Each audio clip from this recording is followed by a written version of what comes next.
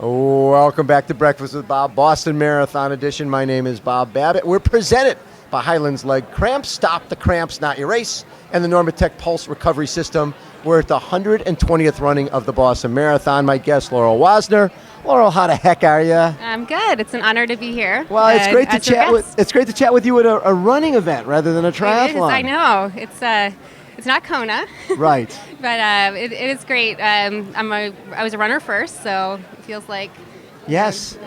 Now, you and your sister, did you guys run through high school and college and all that stuff? We did. We started running in 7th grade, actually in 5th grade. Yeah. Cross country. We had cross country at our junior high, and we were runners. And actually, we just went by the site of our first cross country meet yesterday, and remembered that my sister remembered that she was in last place at the start, and I was in first. And she eventually got, I think, second, and I was first. So a lot of times with twins, the relationship is either hyper competitive or we are like one. What was yours? We are a mix. We're definitely very competitive, and but we always race together as one. Okay. So when were you diagnosed with cancer? So I'm a Hodgkin's lymphoma survivor. I was diagnosed when I was 23. And I went through 6 months of chemotherapy. Yeah. And several years after, just sort of recovering. And that was in 1999 when I finished my treatments. So it's been a while since I finished. What was the lowest point for you? There were definitely times when I was just on the couch, felt like I never could get up. I just couldn't get up. I remember when I went to my final chemo session, they couldn't find a vein to give me the drug. And I just thought, they're never going to find it, and I'm going to be sitting here for the rest of my life. I'm never going to finish my treatments because they can't find the vein. And I just remember completely melting down during that. Eventually they did. Took about the whole day. Oh my God. And I went for a walk, came back. They were like, just, collect yourself. And I got through it. And that was just one of those low moments out of many. Yes.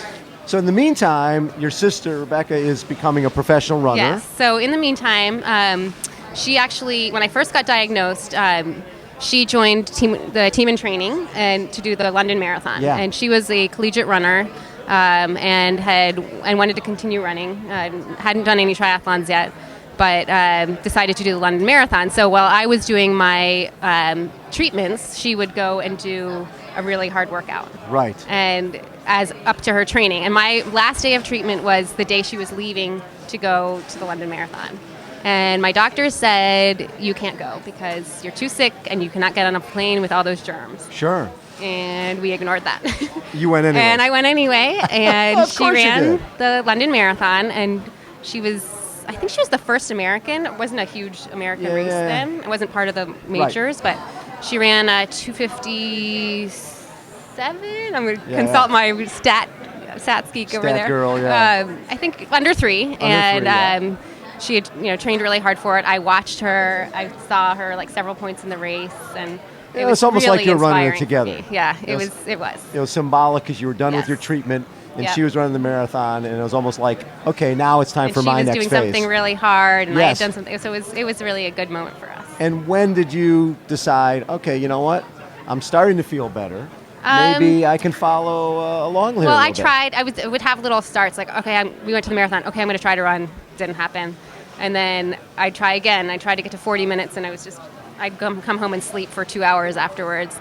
But in 2006, when my sister became a triathlete, and she was going to the World Championships in Lausanne, Switzerland, to represent the U.S., and I went to the race, and I saw this amazing, humongous, just huge race with all of these people, World Championships, all age groups, the best triathletes in the world doing their professional race, and I just said, I want to be part of this. You want to be part of it. And I saw their competitors, and I said, I can do this Of course too. you can. Yeah. I'm My just sister as good can as do them. it. I can Come do on. it. So that was the turning point for me. And now, did you have a swim background? I also had a swimming background. Okay. I swam at George Washington University. Okay. Distance swimmer. So I had that. See, nowadays, if you had a swim background like that and a run background, USA Triathlon would be recruiting USA Triathlon would have loved me at that point in Yes, time. they would have totally loved you. You would have been totally on board. My goal was actually to just make the Olympic trial. So I saw her in the race, and I thought, okay, 2008 Olympic trials, I want to be in the race. And I'm sorry, the 2012 Olympic trials. London. And they ended up not doing the trial at that format, so I didn't actually get to do that. But that was sort of what I wanted to, that was my goal. And so then when you got into triathlon, into the longer distance, what was your first longer distance race? My first longer distance race was the 70.3 in Muskoka, Canada. Okay, that's a beautiful course. And it was beautiful. It was so hard, but it was beautiful. Yeah. And my sister did great. She was already a pro. Was better than me at the point. She was right behind Rinny at the finish, and I was way back, but I did it. It was very hard for me. Yeah. And when did you decide you're going to go pro? Well, I did 1 year as an amateur. Elite. They had a pretty good elite age group, elite amateur system at that time with the Lifetime series. Yes. They had a national championship with people from all over the place, and I ended up second. But in every race I did, I had the best run and the best swim. But my biking was way subpar. Yeah. So I realized if I just could, get my bike back a little, I just needed a couple more minutes, and then I was swimming and running at the pro level already. Yeah. And you became the first cancer survivor to win an Ironman. So in 2014 at the Challenge Atlantic City. I was there. You were there. That's and, right. I mean, it was amazing. I didn't think I could win. I wasn't going in as trying to win. I just wanted to do an Ironman. Right. And finish. And then I got to the run, and I thought, wow, I just have to run a marathon. Can I do this? And it was easy. Well, and what's cool about that course, I love the boardwalk was pretty cool because it was people cheering, and it's sort of wood. It had a little give to it. Yes, and that I think was why I felt it was like. Yeah. I finished, and I was like, I could do that again. And I remember there were a lot of people at the finish line when I said that, and they were all like, "What are you talking about? You just ran a marathon on boardwalk." So that was why it was easy. No, but it was a really good day. I think I had my whole family there cheering for me. There were great spectators. Atlantic City was just a cool place to run. Yeah, a lot of stuff to look at during the marathon. So for tomorrow, we've got Boston Marathon. Have you run Boston before? No, this is my first marathon. It's your first straight marathon? Yes, it's my first marathon. Wow, so you don't have to swim and bike beforehand. Right. That's Although a luxury. I did find a pool at the hotel. So okay, so you're gonna get up at 4 in the morning, and are you gonna swim beforehand? I'm gonna do a little swim, just for a warm up, because 26 isn't quite long enough. You need a little bit of a warm up, just to wake myself up. I love that. Well, that's what's nice about a little later start. The start. I start at 11:15. Me too. So, are you running? Elvis. Awesome. Okay, we're gonna run Elvis together. outfit. Well, we'll be together for about a second and a half. Yeah, until you start running. Elvis? Awesome. Love Elvis. Thank you very much. Yes, 26.2 is cool. Elvis. So, what are the goals for tomorrow? So tomorrow, I'm here running as an ambassador for Adidas for their campaign with Bobby Gibb. Yes, the 50th anniversary of Bobby. She's the first woman to run the Boston Marathon. Yes. And she did that 50 years ago, and the only woman. Yes. Men, she wasn't even allowed to run the race. No. So they're commemorating her 50th anniversary. Love that. And so they asked me to be a part of it, and something what I'm really an honor. passionate around. Yeah, an honor. I have been passionate about just equality for women in sports.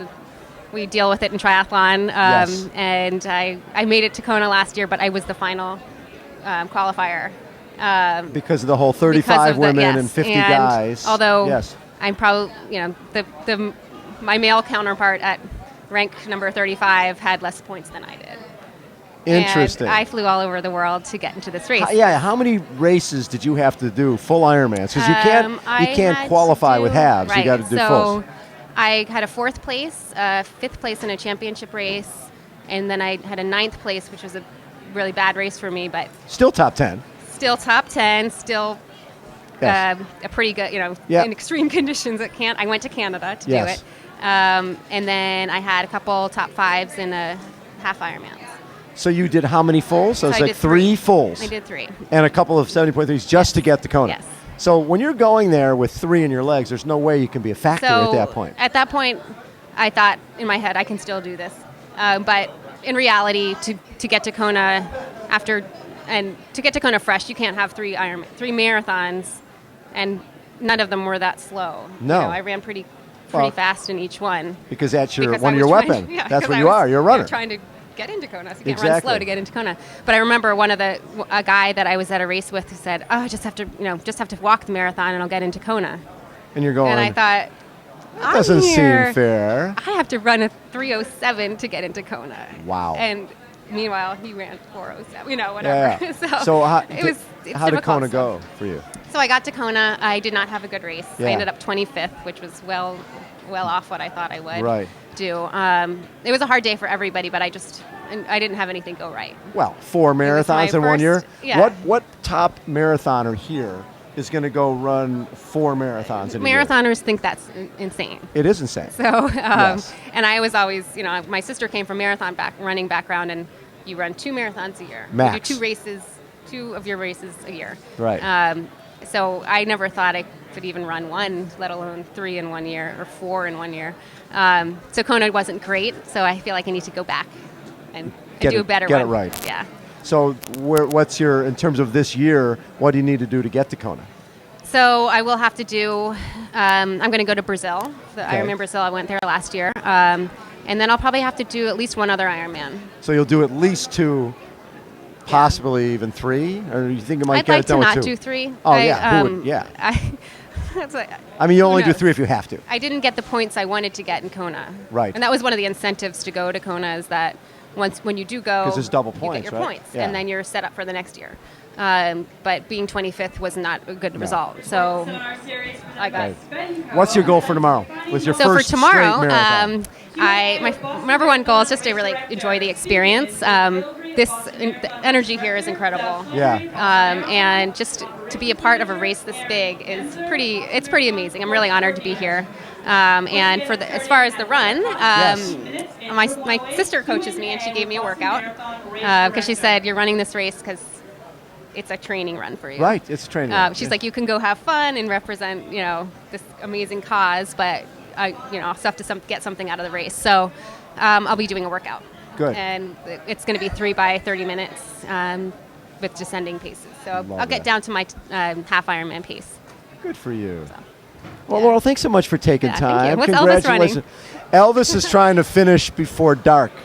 Last time when my wife was following me online, I think my mile split around Wellesley was 37 minutes. Oh my God.